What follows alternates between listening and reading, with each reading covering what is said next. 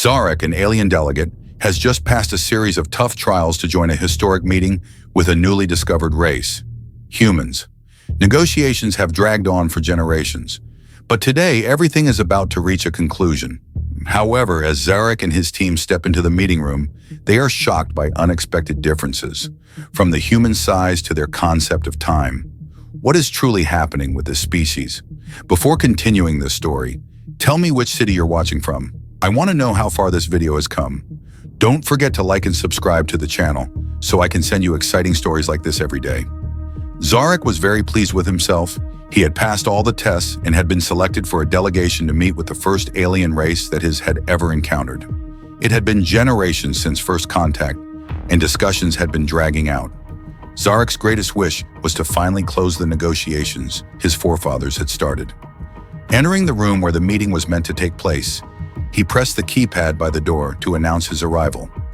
"I remember when we had to knock," an older member of the delegation grumbled. First contact in the initial stages of discussions had been done planetside. This was the first to be done on a human ship fitted to accommodate their race. To think these slow beings took 8 Solix to alter a vessel, the old member continued to grumble. "All due respect, sir, their machinery may be more complex than ours." It was the case that the few pieces of technology that had been gifted had been reverse engineered. They weren't any marvels of function, but they were beyond complex by their race's standards from the report Zarek had read. "Ah, welcome delegates," a human said, standing up as the group entered the room. The delegates felt their breath freeze in their throats. They had only seen hollow images of the race identified as humans. "I see the halls were not to impress power upon visitors," the old member of the group whispered. Looking up at the human who stood a good twice their height, they had naturally assumed the race they were meeting was the same height as them, a failure the data team would no doubt be reprimanded for. "I hope we can finish these negotiations today. It has been a little while since we started, and the people back home are eager to start trade." "Yes," the old member barked. "We would have finished these discussions Solix ago had you not delayed so much. I apologize for the delays. It took us a little while to retrofit parts of the ship to suit your people better.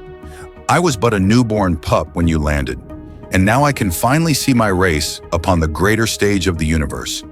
Indeed, we have prepared all the documents you requested."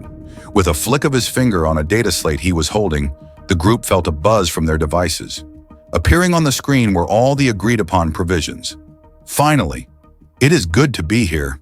Zarek grinned as he read over the document before spotting something. "Apologies, human, but what are these numbers here?" "Numbers?" the human repeated, arching a brow. "Oh, those are the date." "Ah, I thank you." "The date," the old delegate barked. "The progression seems off. Do you measure time differently from us?"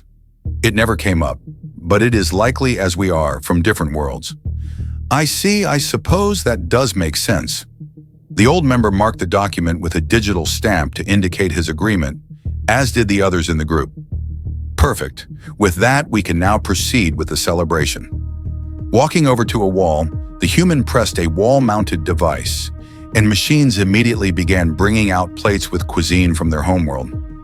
As the other members of the delegation helped themselves to the food and drink, Zarek couldn't help but gaze out the window, looking down at the crimson orb that was his homeworld, a view afforded to so very few, but would soon become commonplace. "Beautiful view, isn't it?" the human diplomat said, walking up to stand beside Zarek. "Yes, it is amazing. I still remember when we first arrived here. It was a sight to behold, seeing all the cities light up the world at night." "You mean your ancestors, "Oh no, I was part of the crew when we first surveyed this world, but that was close to 100 Solix ago."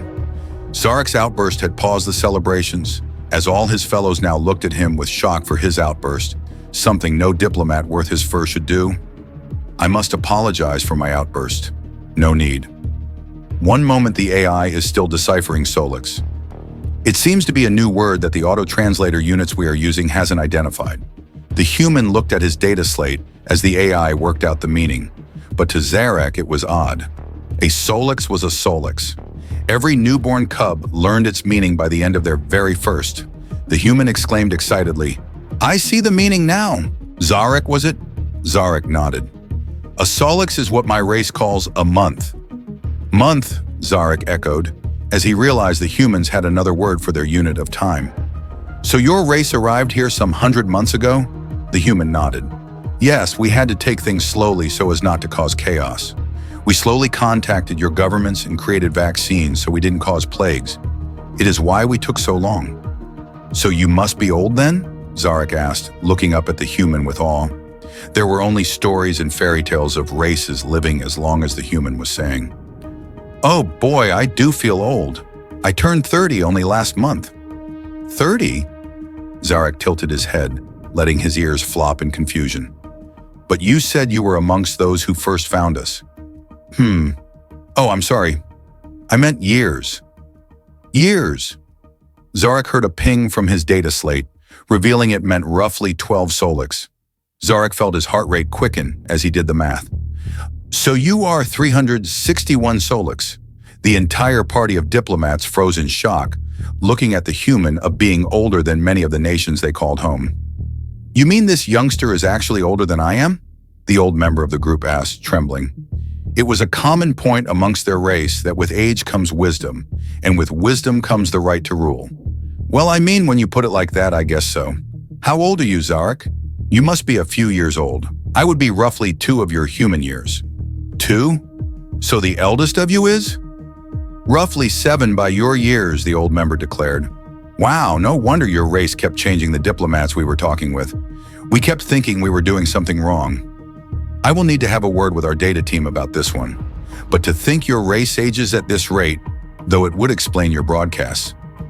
Broadcasts? Yes.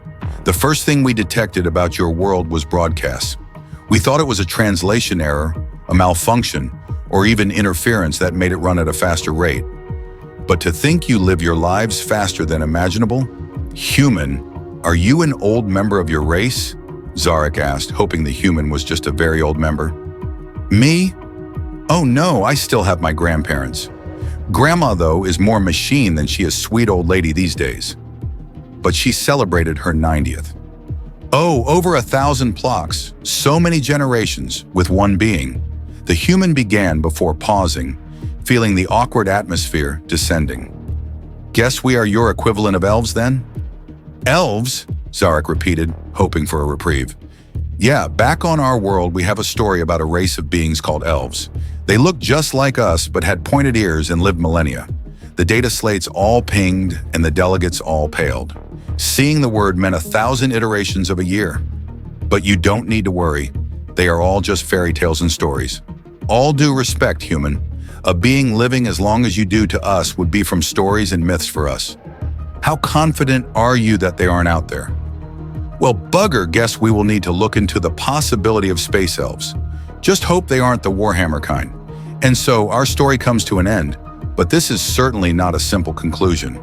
The discoveries about the differences between humans and alien species not only open up fascinating questions, but also lead us to deep reflections on evolution and time. Do we truly understand everything about the universe around us? Are there still mysteries yet to be uncovered about the lifespan and existence of beings in this vast, endless space? Remember, stories like these leave us with questions that may never be fully answered, but they are also the driving force that pushes us to seek the answers in the future. If you found this story intriguing and want to explore more exciting content like this, don't forget to hit the subscribe button on our YouTube channel.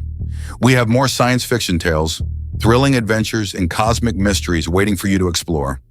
Join our community so you won't miss any new videos. Thank you for watching and have a wonderful day.